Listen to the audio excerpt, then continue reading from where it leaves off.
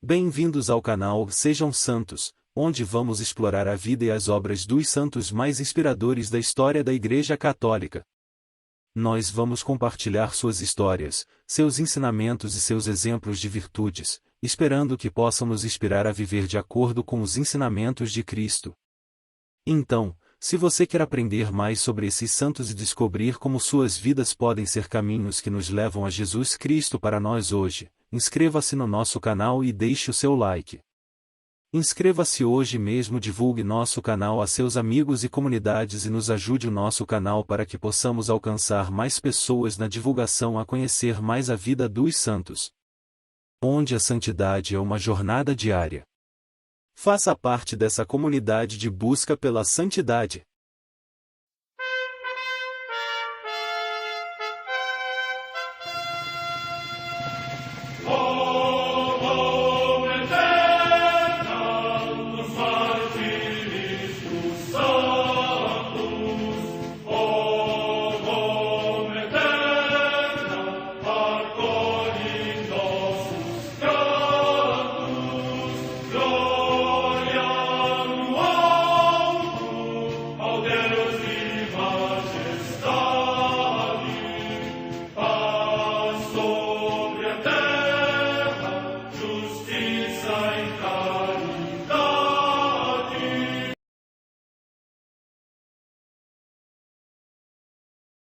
Ler a vida dos santos desperta em nós o desejo de seguir a Cristo.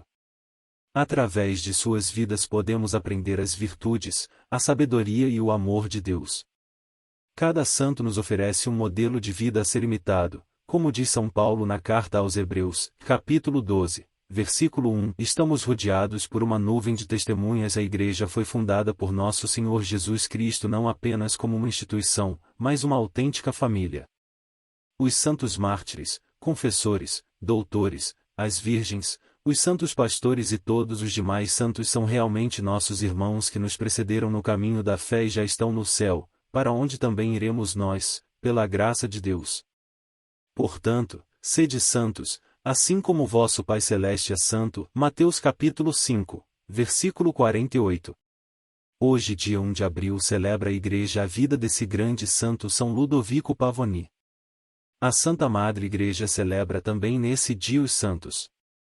Em Roma, a comemoração dos santos mártires Venâncio, bispo, e companheiros da Dalmácia e da Ístria, isto é, Anastásio, Amaro, Pauliniano, Télio, Astério, Septímio, Antioquiano e Gaiano, que a Igreja venera na mesma festividade.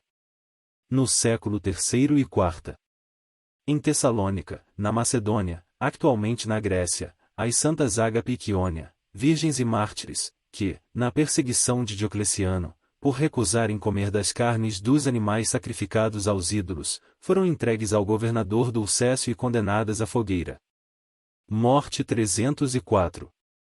Na Palestina, Santa Maria Egipsíaca, que era uma famosa pecadora de Alexandria e, pela intercessão da Virgem Maria, se converteu a Deus na cidade santa e se consagrou a uma vida penitente e solitária além do Jordão.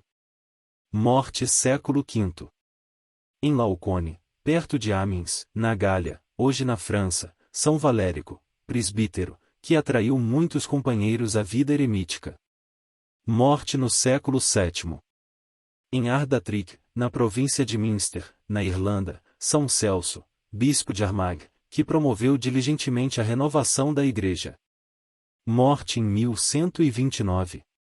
Em Grenoble, cidade da Borgonha, na França, Santo Hugo, bispo, que se empenhou na reforma de costumes do clero e do povo e, durante o seu episcopado, movido pelo ardente amor à solidão, ofereceu ao seu antigo mestre São Bruno e companheiros o ermo de Chartreuse, do qual foi o primeiro abade. Durante quase 50 anos dirigiu esta igreja com o seu admirável exemplo de caridade. Morte em 1132. No mosteiro cisterciense de Bonnevaux, localidade do Delfinado, na França, o beato Hugo, abade, cuja caridade e prudência promoveu a conciliação entre o Papa Alexandre III e o Imperador Frederico I. Morte em 1194.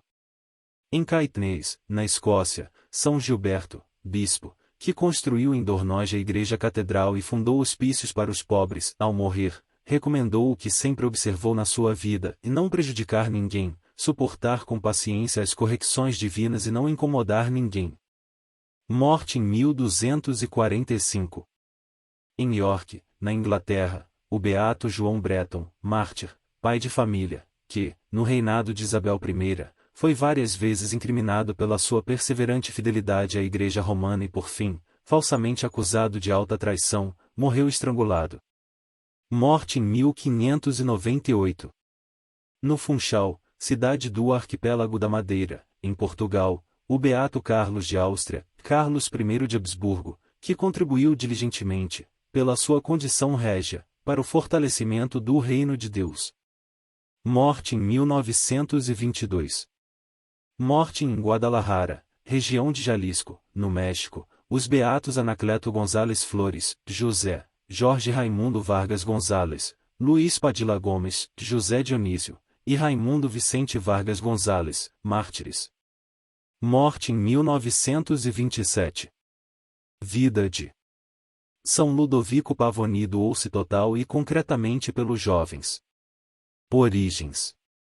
Ludovico Pavoni nasceu em Brescia, Itália, no dia 11 de setembro de 1784. Primeiro de 5 filhos, ele viveu em um tempo de mudanças políticas e sociais, na Revolução Francesa, de 1789, a Revolução Jacobina, de 1797, a dominação napoleônica com suas diversas denominações, e enfim, desde 1814, a dominação austríaca. Política do amor aos jovens pobres. A política de Ludovico Pavoni, ordenado padre em 1807, foi sempre e unicamente a do amor. Renunciando a fáceis perspectivas de carreira eclesiástica, soube doar-se com generosa criatividade a quem tinha mais necessidade, os jovens, e entre esses os mais pobres. Para eles, abriu seu oratório em 1812. Empenho catequético. Dedicava-se, ao mesmo tempo, como notará o bispo, a ajudar os párocos, instruindo, catequizando com homilias, catecismos e com retiros, fazendo grande bem à juventude, especialmente a mais pobre que tem maior necessidade. São Ludovico Pavoni e o Instituto de São Barnabé. Encargos e fundação. Aos 34 anos, foi nomeado cônego da catedral e lhe foi confiada a reitoria da Basílica de São Barnabé. Percebendo, no entanto, que muitos oratorianos, sobretudo os pobres, fraquejavam e se desviavam do bom caminho ao se inserirem no mundo do trabalho, que, infelizmente, não garantia um ambiente moral e cristão sadio, Ludovico Pavoni decidiu fundar um instituto beneficente ou colégio de artes onde, pelo menos, os órfãos ou os descuidados pelos próprios pais fossem acolhidos, gratuitamente mantidos e educados de forma cristã. Ludovico sonhava habilitar os jovens para o desempenho de alguma profissão, com o objetivo de formá-los, ao mesmo tempo, afeiçoados à religião, úteis à sociedade e ao Estado. Nasceu, assim, o Instituto de São Barnabé. Oficinas de salvação. Entre as artes, a mais importante foi a tipografia, querida por Padre Pavoni como escola tipográfica que pode ser considerada a primeira escola gráfica da Itália e que logo se torna uma verdadeira editora. Com o passar dos anos, multiplicaram-se os ofícios ensinados em São Barnabé.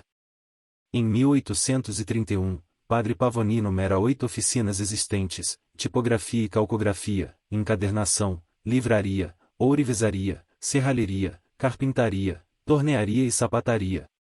Seguindo a inspiração, o Instituto de São Barnabé reunia, pela primeira vez, o aspecto educativo, o assistencial e o profissional, mas a marca mais profunda, a ideia característica do novo instituto era que os meninos pobres, abandonados pelos pais e parentes mais próximos, aí encontrassem tudo o que tinham perdido e não somente um pão, uma roupa e uma educação nas letras e artes, mas o pai e a mãe, a família de que a desventura os privou, e com o pai, a mãe, a família, tudo o que um pobre podia receber e gozar.